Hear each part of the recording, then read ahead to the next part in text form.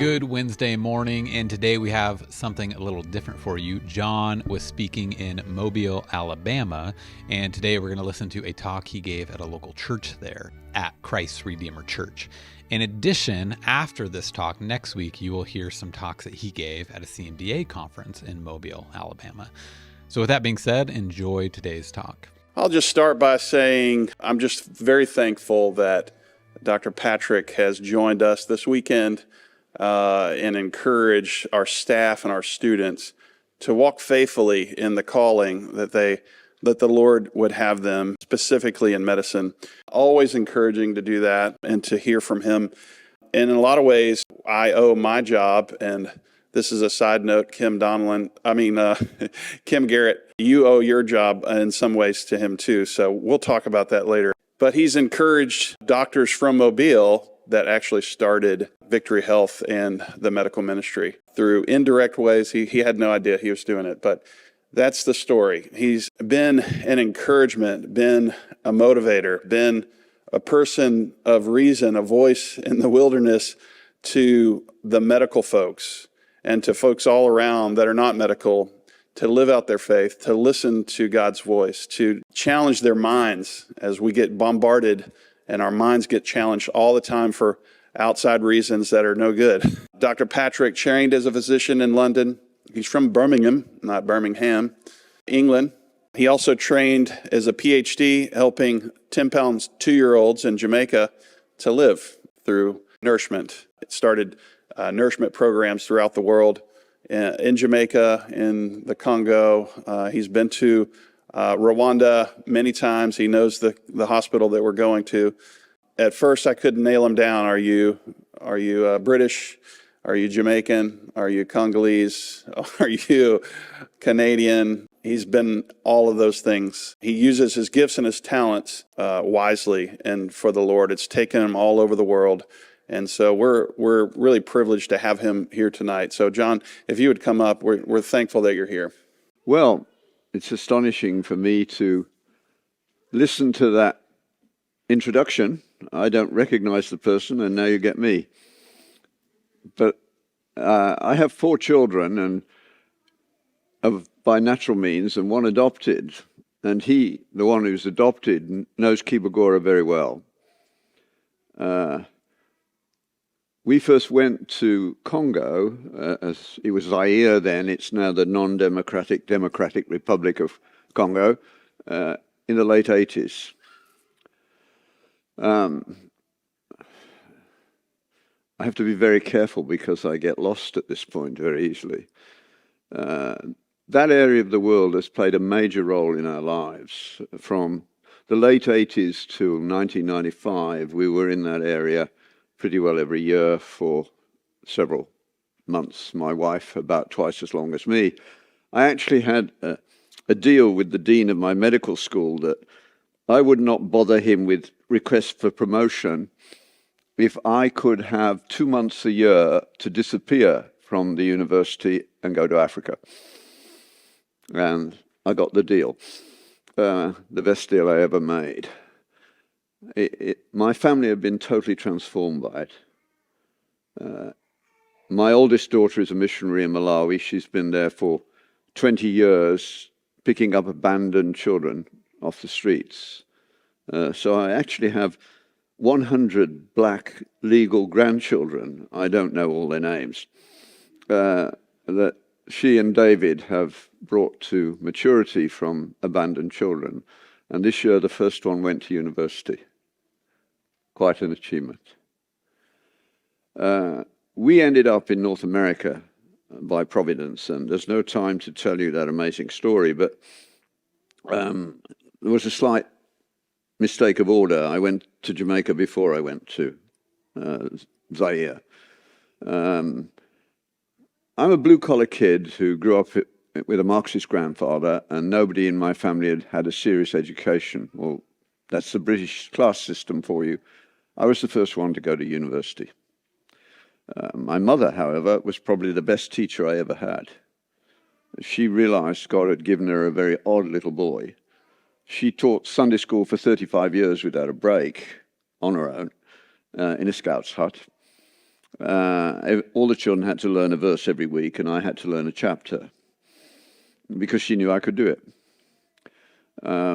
So I had scripture put into my mind in an incredible way.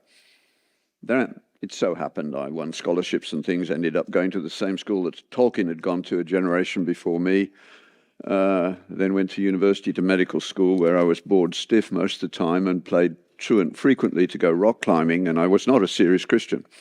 Although I did on Sunday go to church for about 5 years, and the choice was Dr. Martin Lloyd-Jones or John Stott. London in the 1950s, I went to medical school in the 1950s. I know it's a long while ago, but I did. I consider them to be the two greatest evangelical preachers of the 20th century. I'm biased, of course, but I can still remember their sermons, some of them, and people recognize when I'm teaching and preaching in America that I have been there. But I lost my way, which most doctors do. About 70% of Christians entering medical school will go for up to 5 years without any subjective sense of Christ in their lives, either in fellowship or Bible reading or prayer or even the Lord's Supper. You haven't actually lost your faith. You've just been drained, and the church has not met our needs. That happened to me. And so I was an invisible Christian for 20 years. And then we went to Jamaica. That was because when I met my wife, I was smitten immediately, both by her beauty but also by her courage. She has only one functional arm. She had polio, age 7. I've never heard her ever complain about that. She's raised 4 children of her own and a lot more outside that.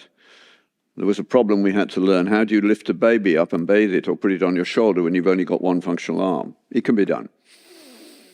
So we were both career-minded.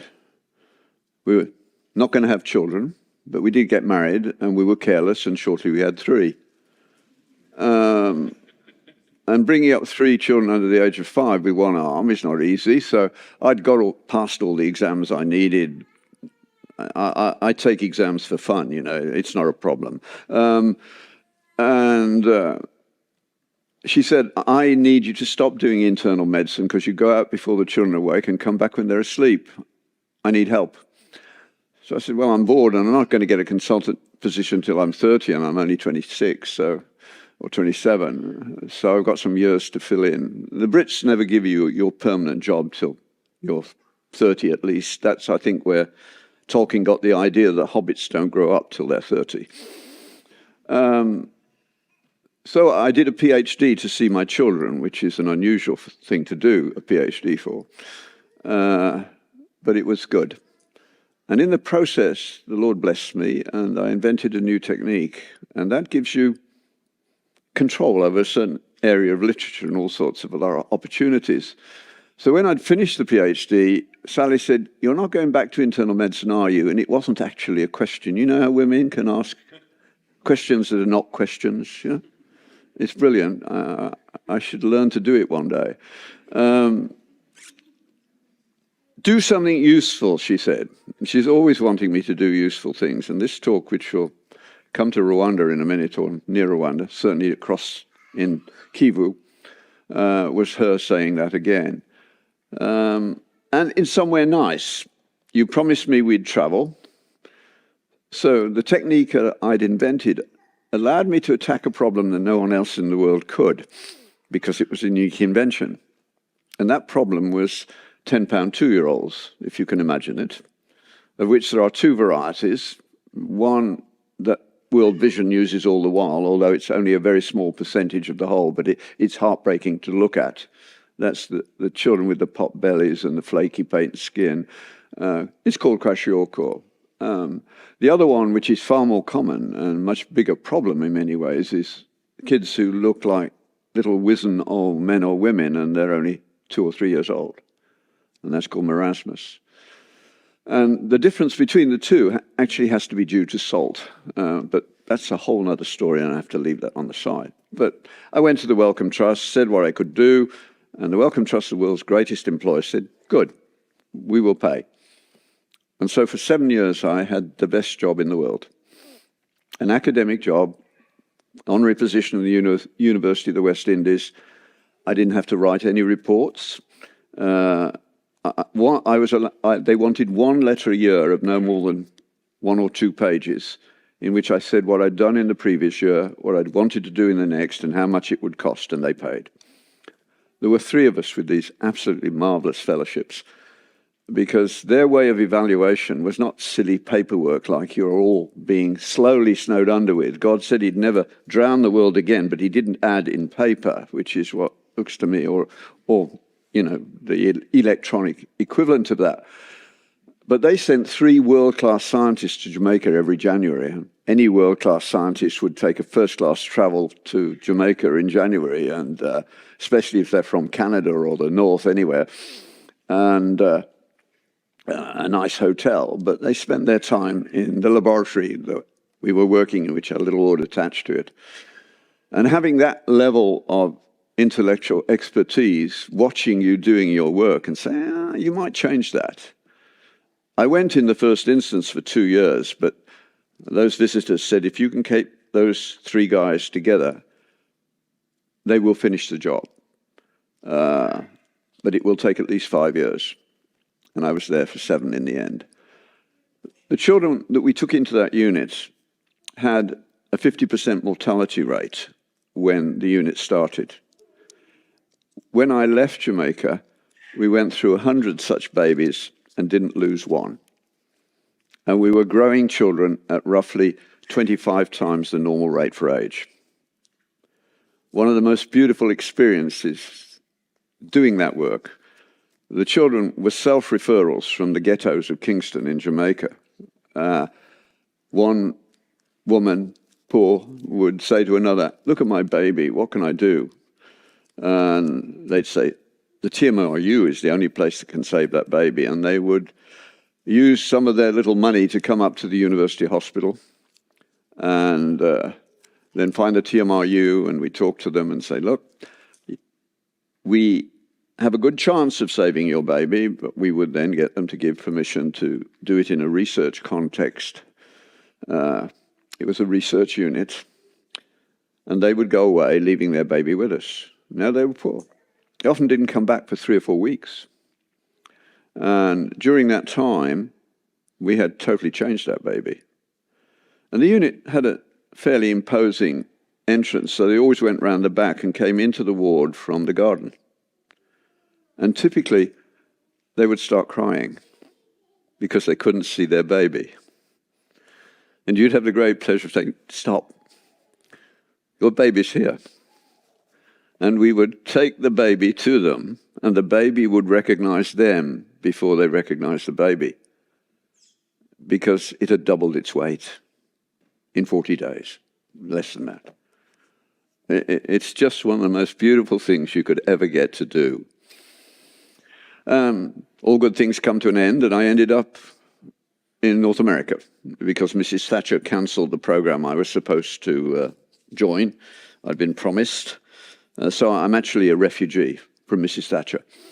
I approve of many things she did, but you can't close down scientific programs 1 year and think you can refund them the next, because they take 10 years to build. So we settled in Ottawa.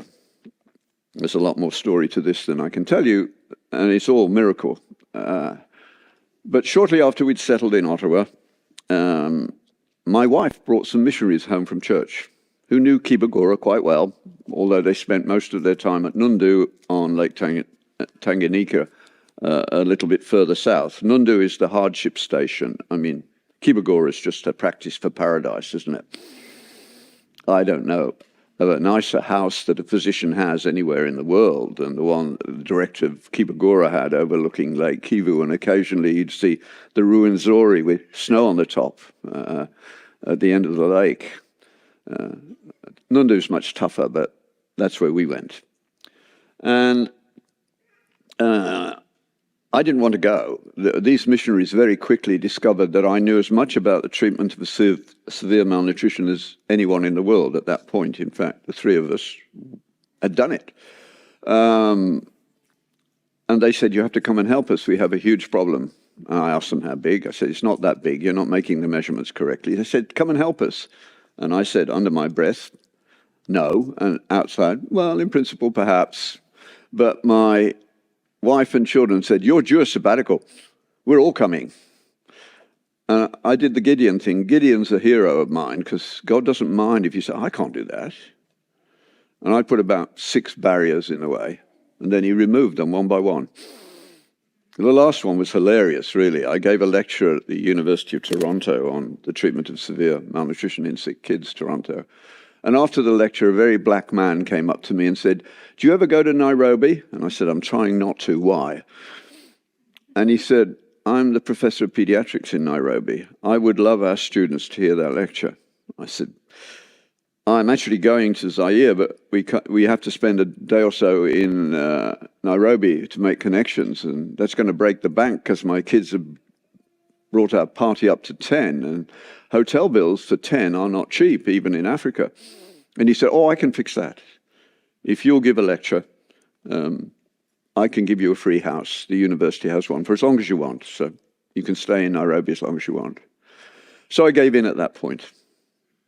And I used to call my father on Sundays. My mother had died of Alzheimer's a few years before. And I called him and I said, Dad, how are you? You'd be interested that Sally and I and the children are going to Congo, what is now, at that stage, Zaire, now DRC, just across the river from Rwanda. And there was silence on the other end. And then he said, I said, are you all right? He said, yeah, I'm fine, but I've waited 47 years to hear you say that. Can you imagine your father saying that to you? He kept a secret for 47 years. My mother had been brought to Christ approximately by 2 missionaries who'd gone to the Congo with C.T. Studd, WEC, faith missionaries. She'd grown up in a Marxist family, so the woman who persuaded her to go knew this was as far from Marxism as you could get, because WEC doesn't pay a salary to its missionaries. You pray for everything, and God had never let them down. On the 3rd night, she got saved. Now she had someone to write to. So she wrote regularly, and they knew when she got engaged, when she got married, and when I was conceived. And when I was 47 years old, my father told me that they had prayed for me every day for 30 years till they died. When you're a faith missionary like that, you don't mind long prayer lists. They spent 3 hours a day in prayer.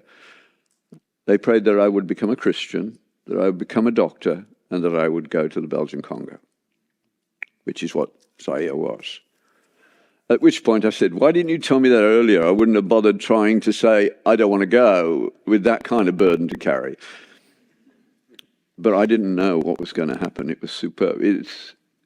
I could keep you for the next 6 hours talking about the things that happened, so I have to be very careful.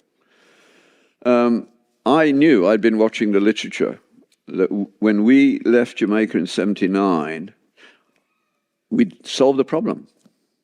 But when American pediatricians arrive in a famine, the death rate doubles to this day, because one of the reasons is you Americans are a little parochial. If work hasn't been done by Americans, you seem to believe it hasn't been done. So there isn't a proper description in an American textbook yet. There is in a British textbook, because the proper treatment of severe malnutrition is so counterintuitive that most mums who think they know how to look after babies will refuse to do what I want them to do until I show them in great detail why it has to be done. It turned out that one of the first amazing things we discovered, well, that was before I got there, is that when you get that malnourished, protein is poisonous. So when you give a normal Western diet, even breast milk, to a child like that, you can kill it. Now, there's no time to explain to you why. We worked out why over time, and we sorted all that out. And hopefully, in due course, even American medical textbooks. Well, I know I've had a couple of medical students tell we're now being taught that. So, but 1979 to now is not quick, is it? But I'd been watching the literature. We went in the late 80s, so 10 years or so, and I knew it was not the information was not transferring. Because what? Well, I'll leave that out for a bit. So I didn't want to go because I wasn't arrogant enough to think that I could run a nutrition program that worked when other people had failed. So off we went. And I trained my children to look after these children. So all my children as teenagers spent their summers resuscitating malnourished children because we were in Central Africa every year for about 10 years. So as teenagers, they all had children die in their arms. But many more that they saved. In the Itumbi Mountains, just the other side of the lake from where you will be, there are actually quite a few little Nicholas and Jonathans, because the Africans know I was my parent and my children's parents. They were more important than I was. They called me the wise old man, that's all. But that's really beautiful. And they could do it. Not at the rate we did in Jamaica, but they could resuscitate children and get them back to health during a summer, a few of them in a mud hut. But I came back a year later, and I could measure the decline in the program. Our techniques and our way of thinking does not transfer automatically. There are prerequisites to it that we don't talk about, and they are Christian. It's not an accident that experimental science only occurred in Judeo-Christian society in Western Europe, nowhere else. It didn't happen in China, it didn't happen to the Greeks, it didn't happen to the Indians, only in Western Europe. And then you took it over as well. Why? Well, that's not tonight's subject. I hope I've made you curious enough to want to learn more. Maybe I'll come back and teach you some more. But the reason I do understand, and I can make that clear in a way very quickly, anecdotally. So when I got back after the first year, one of the nurses that I had trained to resuscitate malnourished children had had his own child die of malnutrition. That was an insult. And I said to him, what happened? And he told me that he was going to lie by looking at the ground and not me. And so he gave me the answer he knew I wanted, that he hadn't fed him properly. But I knew that wasn't what he really believed. So I went and found my supervisor, who was an African who'd got a degree in nutrition, but still was not yet a Western scientist at all. But he was better. I said, I want to know what that guy really believes. He was back in about 2 or 3 minutes. He said, he believes that an evil spirit took his child's appetite away. And so he had spent his money rationally on the witch doctor, and the child had died. Don't laugh at animistic paganism. As an immediate explanation of life in Central Africa, it's better than Christianity. If half your children don't make it to maturity, if your crops fail apparently at random, if you have some of the worst governments in the world, where is the evidence of a God of love in that story? Not immediately apparent, is it? And yet, the gospel is flourishing in Africa at a certain level. That again is another hour's lecture, so we'll leave that hanging. I was appalled. And then I discovered that my supervisor had also showed the same disease, because I was weighing and measuring children, using my children to do the work in villages all around the area, because I was aware that malnutrition rates changed by village, but I didn't know why. And I hadn't managed to cover the whole area. Before I left, I'd given some money to my supervisor and said, I want the village in that corner of the catchment area. I haven't got survey data on it. Here's some money. When I come back next time, I'll give it to you. You can give it to me. Well, I asked him for the data, and he gave it to me. I went to my computer and put it in, and then I went back to him and said, this is fabricated. You didn't measure these children. And he was about to lie. I said, don't lie. I know you didn't do that. And he said, but it's about right. I mean, he'd done lots of clinics, and malnutrition is always present. So he had made the data up because it was a long way to go. He got the money. He could give me some data. He thought it was fine. But he was right. It was fabricated. I made him do it properly. And then at the end of the summer, I showed him how I could prove that when I thought he'd made some progress. You can catch students. I really hate students cheating, and I'll do anything to catch them. And there's a lot of cheating going on at the moment. I didn't give an information recall exam in my last 20 years in the university. Every exam was a 5-hour open book exam in which they could go to the library too. And I sorted them out, including finding two young, calling them children now, 2 students who would not have got into graduate school if it hadn't been for me, because they were smart and not good at memorizing and dumping. Both of them are now professors. They wouldn't have got to graduate school without my mark. So that failure to transmit into the African culture was upsetting me. So I was sitting around not doing good as my wife wanted, not sorting out the pediatric ward again to get it back to the same state 8 months later. That's futility. To go on doing the same thing expecting a different result is Einstein's definition of idiocy. I said, I'm not doing nothing. I'm thinking. She said, it looks like doing nothing to me. And I said, that's your problem. And we had a good old-fashioned family row. We're very good at that. She usually wins. And she did this time. She said, at least you could do a Bible study with the African graduates in the village who are doing nothing. You send somebody to university from an African rural village, they get a degree, they come back wearing a white shirt and they won't get their hands dirty. They're parasites, they won't do anything useful. There are no white-collar jobs in an African village. We can't transfer our techniques easily. Most mission hospitals cease to function within 10 years of the missionaries leaving in most of Africa at the moment. That will change in due course, but it's not there yet. It's getting there. I think I understand the process now. And then I said, yeah, I could do that. She said, use that stuff you're doing on Deuteronomy. I think they will relate to that. I said, okay. I had the privilege of meeting Bruce Waltke, who is one of America's best Old Testament scholars. And he gave some lectures in Ottawa on covenant in the Bible. And he really got under my skin. A little later, we got to know one another even better, which was fun.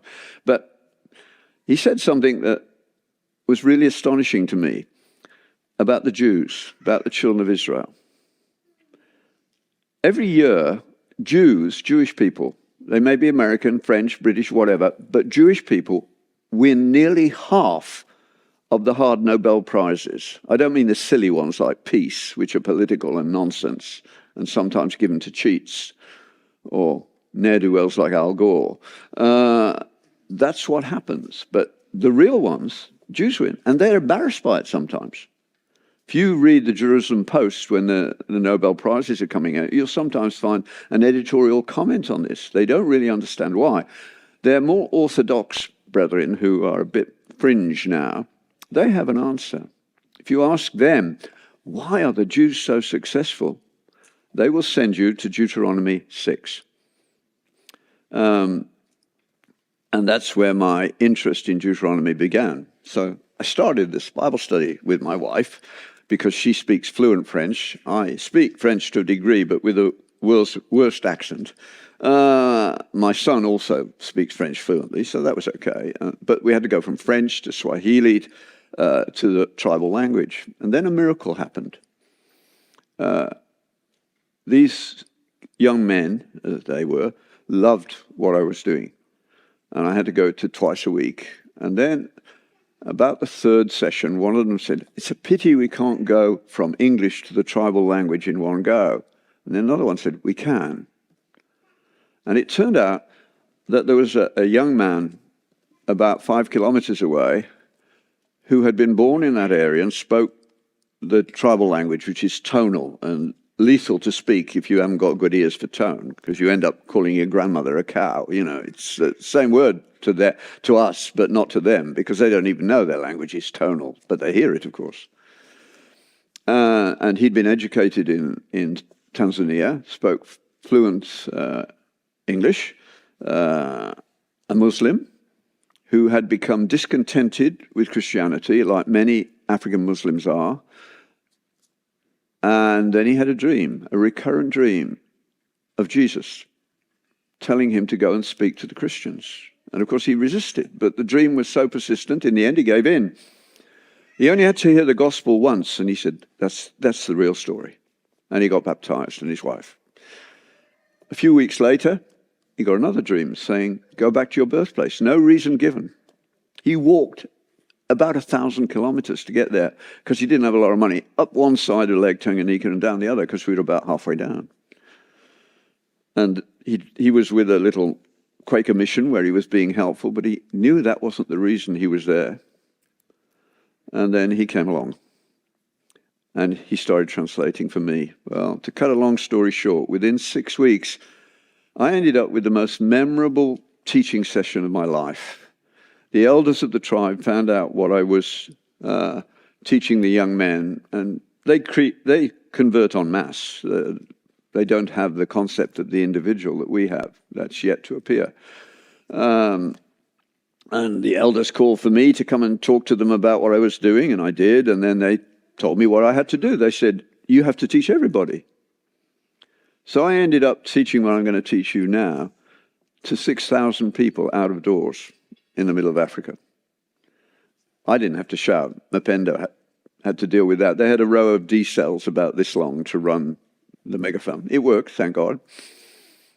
And at the end of the afternoon, I had taken them through Deuteronomy 6, and I ended thus. I said, I am your older brother in the faith. The area we're talking about, where you're going to, had an incredible revival in the 1930s. It's called the Rwanda Revival. And you can still find people, a few very old people, who can remember dancing in the streets with joy because they were set free to a degree from evil spirits. Not completely, but to a considerable degree. But what has happened since is we did not provide them with teachers. So their services last for hours, and I've been in services with more than 10 choirs singing during the service. 3 or 4 hours, they don't care, and they love singing. But the preaching is often in 2 languages, but it's performance. The translator and the preacher compete with one another to give the most exciting presentation. And the content is minimal. At about this point, after this, they learned what I could do. They wouldn't let me see patients anymore. They said, that's a waste of time. Médecins Sans Frontières can do that. But we don't have anybody who can teach like you. And they thought 3 to 6 hours a day was about right. And I must say, it was amazing. A few years later, I had an even more amazing account when I spent 2 months in the refugees camps after the Rwanda war, because my wife was running 3 of them. And she said, they need you. I said, no, not something else, Sally. She said, yes. And I ended up there preaching every other day for about 3 to 6 hours. I was in tears and they were in tears, and I was simultaneously the happiest man in the world because God had made me articulate. And that summer was the first time I gave the gift back, no strings attached, because my research in the area had been ruined. And I actually prayed, Lord, I've come to see my wife and I've got nothing to do. If you've got something for me to do, I'll do it. You make that prayer seriously, He'll take you seriously. Absolutely astonishing. Now, what is it about Deuteronomy? If I had the money, my research project, my development project for Africa would be to get a good commentary on the book of Deuteronomy into the local language and given to every pastor.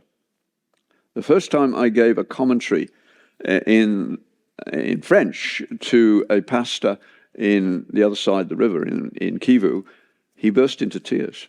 He said, I have never had a book like this before. Never had a book like this before. They vastly more impressed by bringing the Bible to life than anything one could do in the hospital, which is astonishing. But it's true. So Deuteronomy 4, 5, and 6. There's a lot here for us, especially for a church plant like you. If you ever have to give a commencement address at a college and you don't know what to do, plagiarize Moses. Deuteronomy is a commencement address. It is the instruction to the children of Israel about how they must live if they are to flourish. And we all want to flourish, and we're not flourishing in North America now, are we? Your divorce rates are higher than Massachusetts, although you claim to be born again and Massachusetts doesn't. Your sexually transmitted disease rates are higher than Massachusetts. The effect of the Puritans is more important for culture than recent evangelical conversion, because so often it's somewhat mechanical. We've got to fix that in due course. But I'm very, very concerned about culture. You're talking about race all the while. It's not race, it's not prejudice, it's culture. Culture gets in the way if it's bad, and it can make things in the worst of places if it's good. So, what's it all about? Moses begins by reminding them of their history a little bit in the first chapters, and then he says this: you have a gift from God, which you are not valuing sufficiently, but all the tribes around you, you'll find this in Deuteronomy 4 if you've got a Bible open, will recognize and acknowledge that our God is nearer to us than their gods. It's so overwhelmingly obvious, they won't even deny it. He then goes on to talk about what they have done. He said, you were at Sinai. God spoke to you in a language you could understand, accompanied by a small volcano and thunder and lightning. Now, some of you here may have had a pretty amazing conversion, but none of you had one like that, have you? Jews, scholarly Jews, say, we lost our free will for your benefit at Sinai. Because anybody who had that experience could not possibly ever again deny the real existence of God, could they? If you were there. You had no free will at that. God took away your free will, the Jewish free will. He doesn't do that to us. Have you thought why? Many of you pray for children and relatives who've gone astray, right? And you want God to show up, right? Why doesn't he? Because it's a love story. Our faith is a love story. And if you love someone, you cannot use force to make them love you, can you? You cannot overpower them. You've got to win them. You've got to leave the flowers on the doorstep, so to speak. And God does that. If you'll stop and think, you can say to almost anyone, is there nothing in your life that looked like gratuitous goodness just appearing out of nowhere? And almost everyone can think of such an example. And I say, you can have much more of that, you know. And my life is full of it at this stage. And all I want to make sure is people don't wait till they're in their 40s, as I did, to come alive to what the faith is actually like.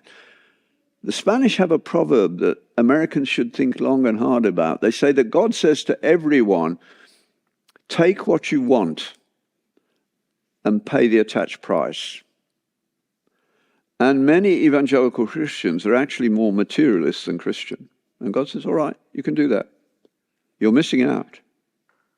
And there is a judgment coming for us too. That's frightening, but it's there. Read 1 Corinthians 3 if you don't believe me. So, Moses reminds them, and you remember what happened. When they heard that voice, they all said, we will obey. And Moses went up the mountain and they proceeded to break the first 3 commandments in order.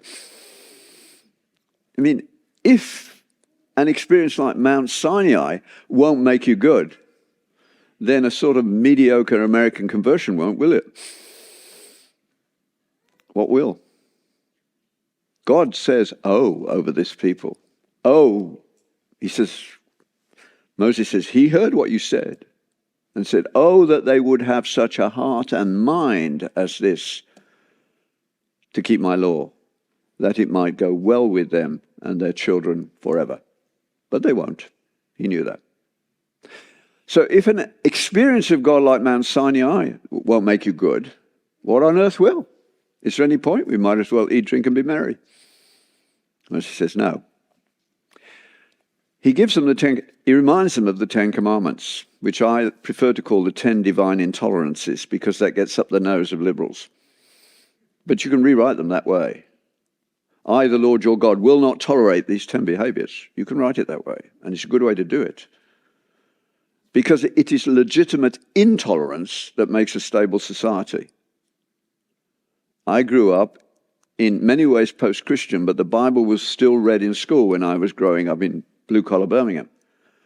And the street where I lived, of some 400 houses, people did not lock their doors. We did not steal from one another.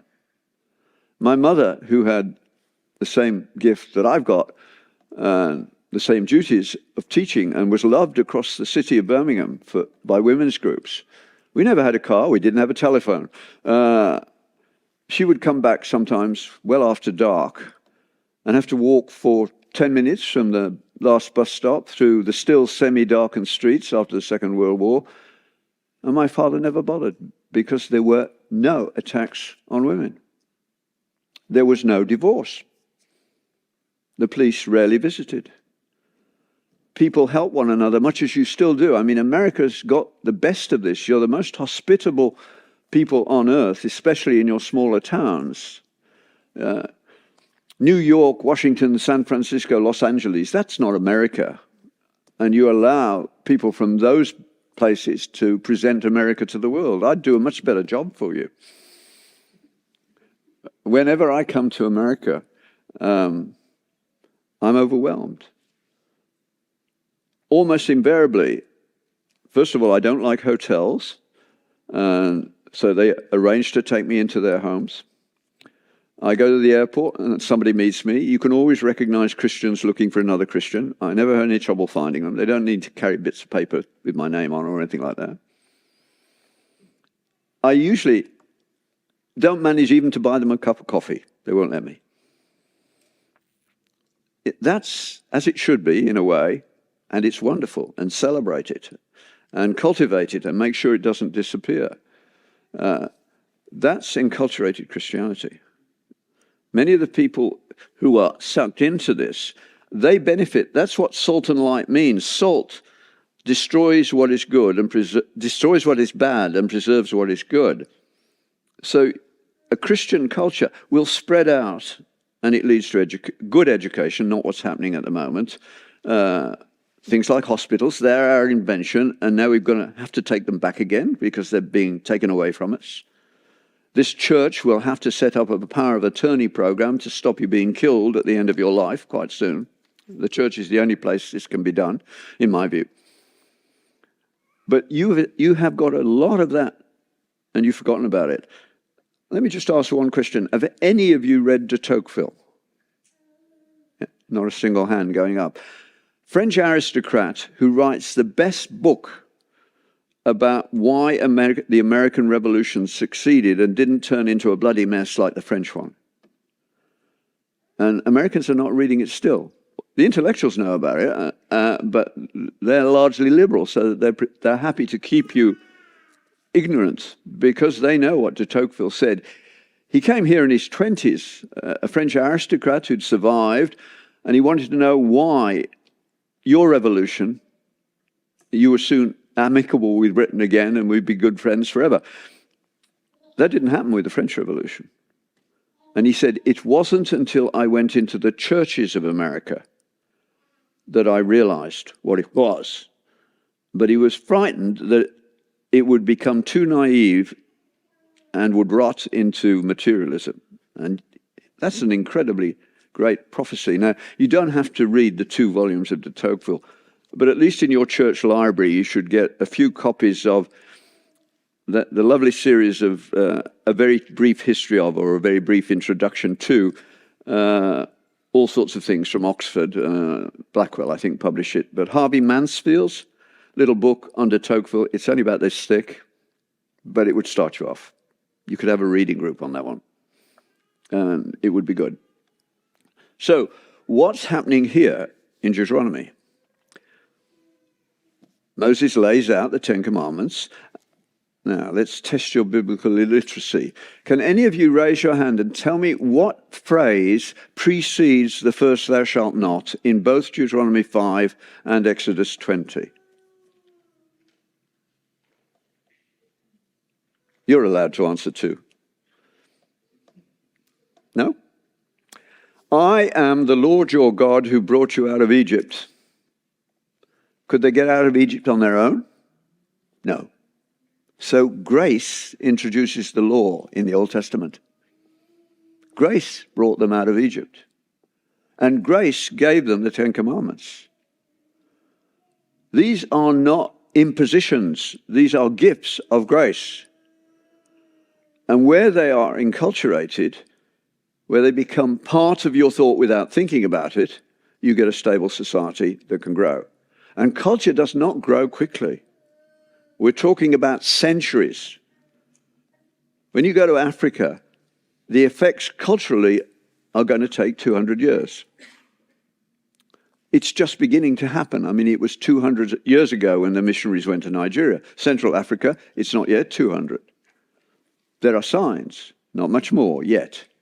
South Africa, a bit more. But that's how long it takes. When Britain was reconverted to Christianity in the 5th, 6th century by the British sent by Gregory, the evangelism took place very quickly. Gregory was very smart. He said the whole place was chaos, civil war worse than Rwanda. And when he heard about it, he said, we need to send missionaries. And the missionaries were sent, and they came back when they got to the channel and heard what was going on. And Gregory was tough. He sent them back, but with more instructions. He said, when you get there, you are not to preach. You are to set up your own community and let them see how you love one another.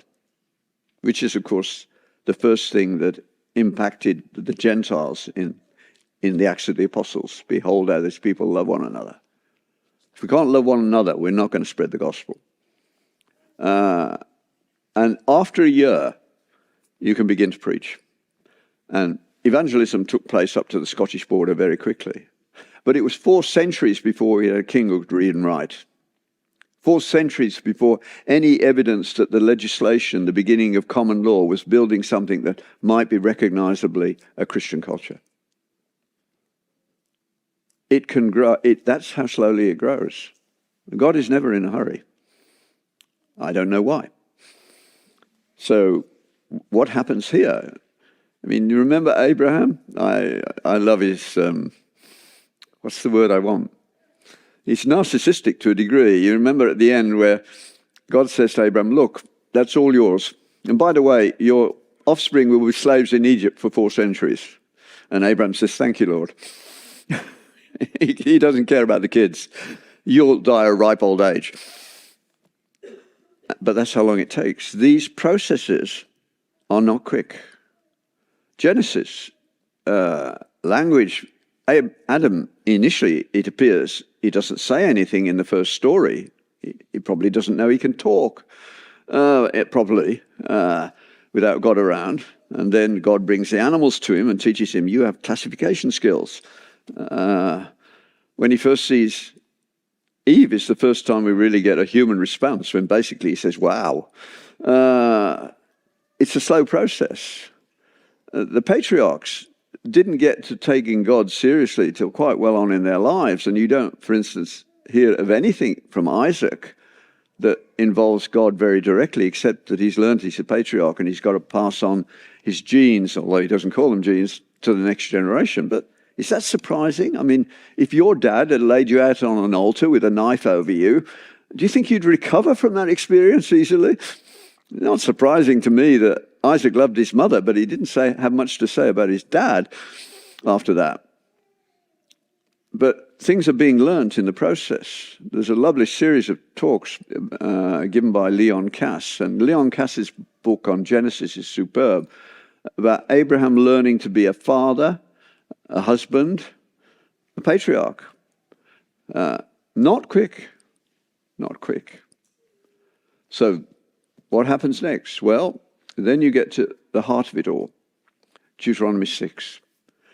If that experience of God and being given the law has still not served to make you good, what will? And Moses says there is reason for hope. The central sentence of Judaism is the Shema. Hear, O Israel, that the Lord our God is one. You shall love the Lord your God with all your heart, with all your soul, and all your strength. Anybody tell me what comes next? Say it out loud, because if you get it wrong, you'll never forget the right answer again. If you're in university and somebody asks a question you don't know the answer, guess. And be wrong in front of 400 people. You'll never forget the right answer again. When you don't answer, you pass up on 100% learning experience. So, somebody tell me what follows. You shall love the Lord your God with all your heart, all your soul, and all your strength. Now, you know there's a catch, but play the game. Teach your children. No, not you. You've listened to me before on this. Did you hear what he said? How many of you thought, and your neighbor is yourself? Come on, be honest.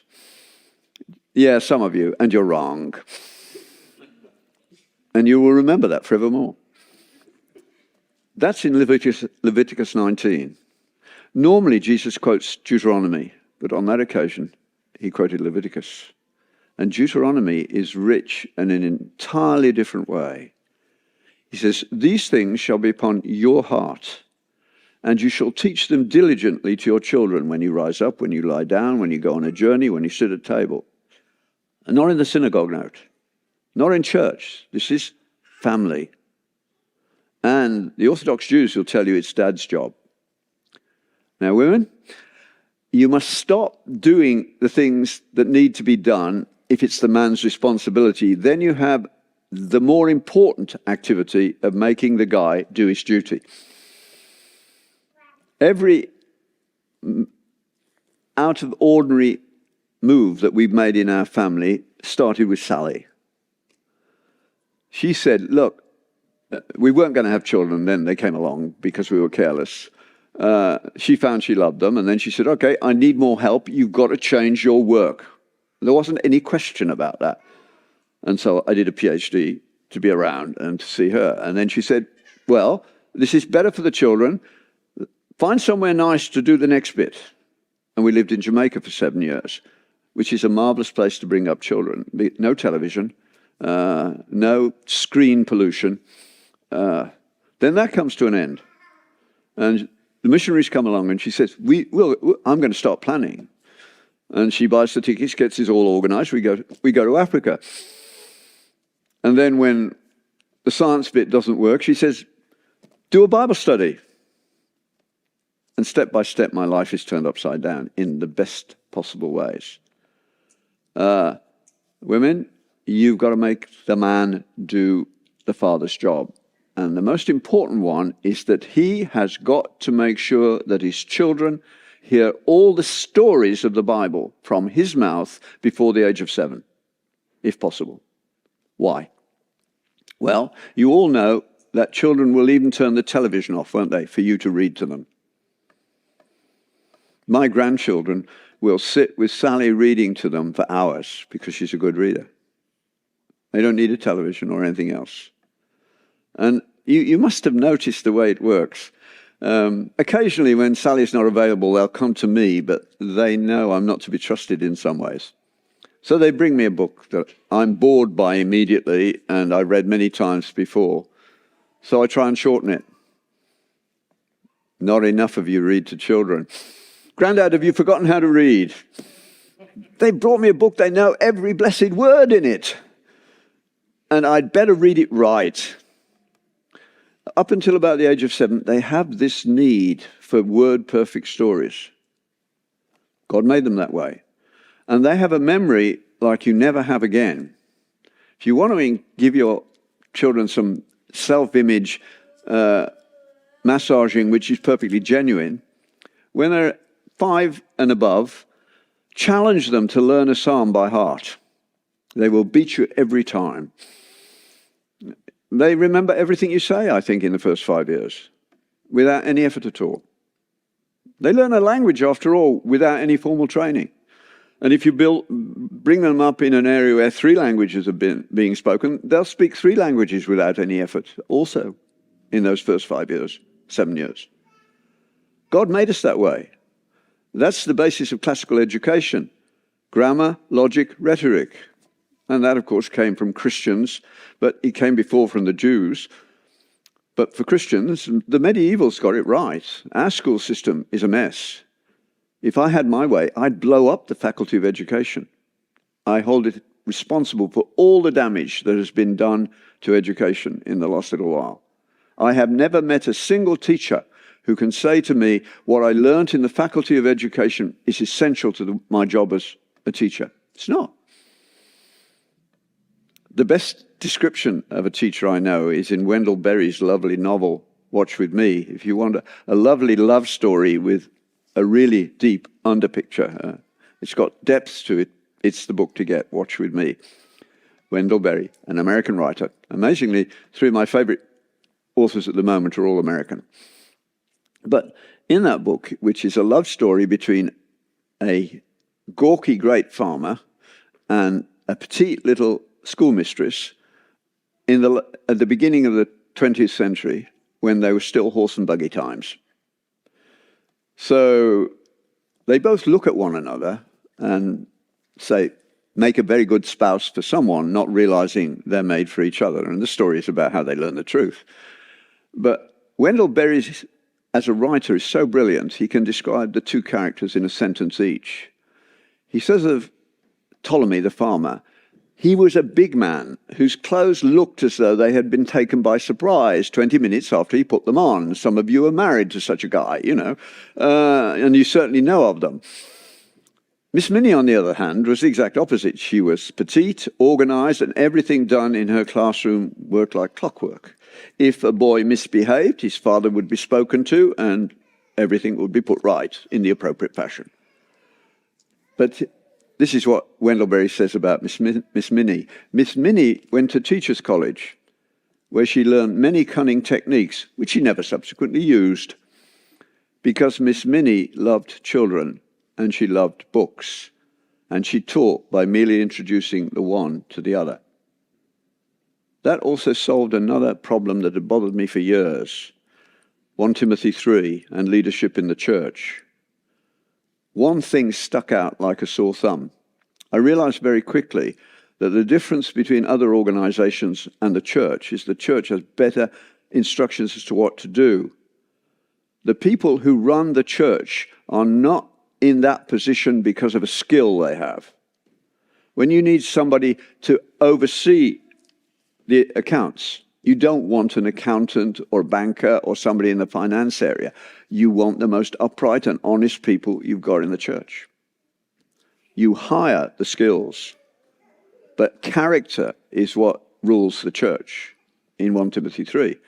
But what does apt to teach mean? Well, that's character too, as I realized, and Miss Minnie represents it. Because you can't teach people to teach, because it's 2 loves. You suddenly become a much better teacher when you start to love the students. Most academics love their subject. I didn't care about the students for 20 years. But they picked up enough to get under my skin, and that changed. I got an award for teaching, which I had no right to. An Asian professor in the department said, "How long do you spend preparing undergraduate lectures?" And I said, "Well, 20 minutes would be a bit excessive, wouldn't it?" And he said, "You're not actually joking, are you?" I said, "Frankly, no." He said, "I spend hours and they trash me. You do nothing and they give you an award." I said, "I didn't ask for it." Because, of course, I had learned by that stage, because I was a Christian, that what was happening in education was much more a cultural and an ethical problem than anything else. And I was out to be honest about what we're doing and to call memorizing and dumping what it is. and start teaching them how they should really learn. But that's a whole nother lecture. T.S. Eliot saw it coming in the 1930s when he wrote in Choruses from the Rock, "Where is the wisdom we have lost in knowledge? Where is the knowledge we have lost in information?" Now you have deans of departments who think that we have an information-rich environment. Sure you do. And the problem is you can't tell good data from bad data. The problem in the modern world is not information. That's why I stopped giving information recall exams. Everybody's got in their pocket something that will get more information out than I could get when I was a student, but they can't think about it. My job is to teach them how to think about it. Logic is non-existent.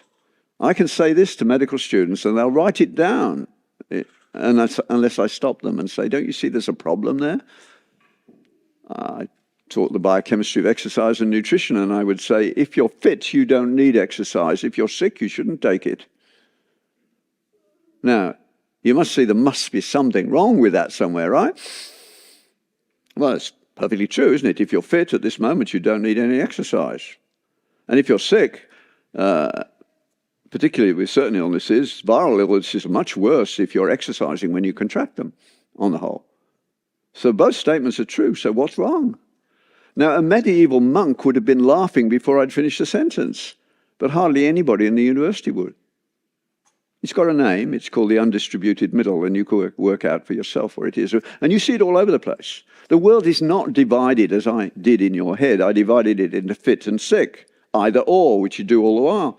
But there are very few fit people, very few sick people, and in the middle there's a load of slightly lazy slobs like me. That's the world as it is. So we have got to renew education as well. And in the church, that education has got to start with serious study, not only of Scripture, but of other things. You do need one committee, and that's one that should be thinking about education. And I can suggest lots of things you should read to do it. But I have to finish. Your pastor is, fidgeting a little bit, so time has come to the end. And there is one more important point to make that you need to think about. And that is this question of how you move on with your children.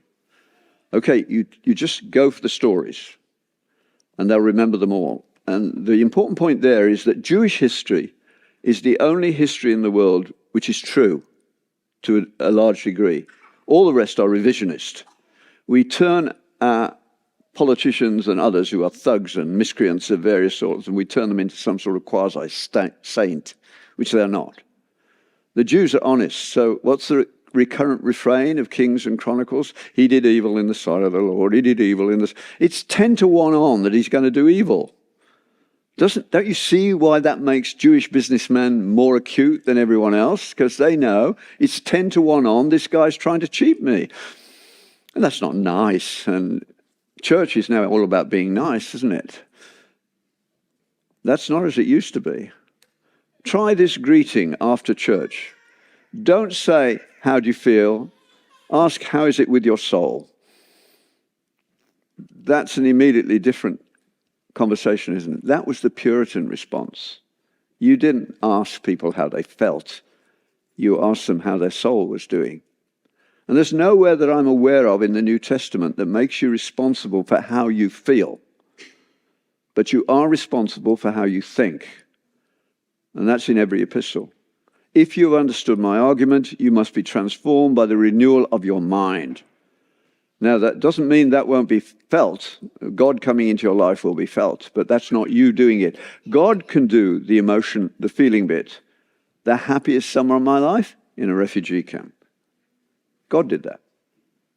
It was tragic, but I was doing what I was made for in a way I'd never done before, and I felt his pleasure, and there's no pleasure like it. It's addictive in the very best way. So this is your job, to get back to Judeo-Christian thought and Judeo-Christian education. And particularly, this is going to have an impact on medicine. Everything to do with sex, with death, with suffering, and with justice has got to come back to the Christian base. I mean, in the university nowadays, I get these silly justice warriors, sadly usually women, who go hissy-fitting with the greatest of ease. But I'm immediately accused of white patriarchy and all the rest of it. And I let them go on till they've dug a deep enough hole for me to push them into. Because you bring them down to practicalities to say, what have you actually done in practice for black people? And even the black students haven't actually done anything. Have you been and worked in the inner city, in the poor parts? Have you done anything of that sort? And then I tell them what our family has done. And of course, the ones who've had enough of this anyway start applauding. It's all over. And that's what should happen in a Christian environment. Yeah, it was quite a struggle to get Victor, who's our black grandson, through all the red tape from post-Rwanda war to Canada. And he's now a lawyer with the federal government. What could be more satisfying? If you went to Rwanda, they'd probably kill him. Because when you have a minority tribe in control, how are they going to stay in control if education is freely distributed? They're not. You've got to be very careful while you're there, but you can think about that. You won't talk about it there until you're very sophisticated in how you talk. But you have listened with great attention, and it's Sunday, and I'm sure it's much later than I think it is. So let's close with prayer. Father, we thank you for the riches that are in your word. From nature to the book of truth that you have given us, but above all, to the witness of the Spirit within. And we pray that you will make us more sensitive to your leadership, and that we may understand that love for us is obedience to you. For Christ's sake. Amen. Thank you guys all for listening today. I hope you really enjoyed it. If you have enjoyed it, feel free to leave a comment, leave a review, or share it with a friend. And if you have a question for Dr. John, you can ask that at www.johnpatrick.ca/ask, or you can check the links in the description below. Thank you guys all so much, and we will see you all next week.